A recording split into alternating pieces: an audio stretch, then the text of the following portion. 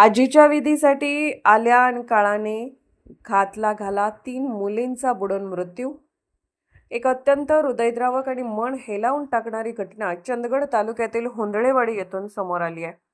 आजीच्या अंत्यविधीसाठी आलेल्या 3 शाळकरी मुलींचा शेततळ्यात बुडून दुर्दैवी मृत्यू झाल्याने परिसरात शोककळा पसरली आहे.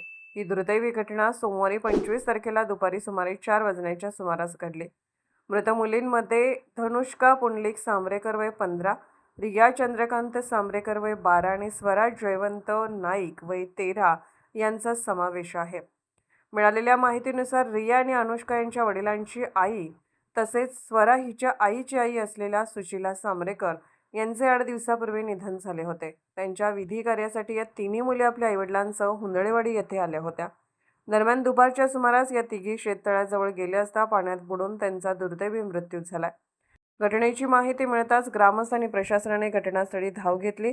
या घटनेमुळे संपूर्ण परिसरात हळहळ व्यक्त केली जात असून या प्रकरणी पुढील तपास सुरू असून नेमकी घटना कशी घडली याचा शोध घेतला जात आहे.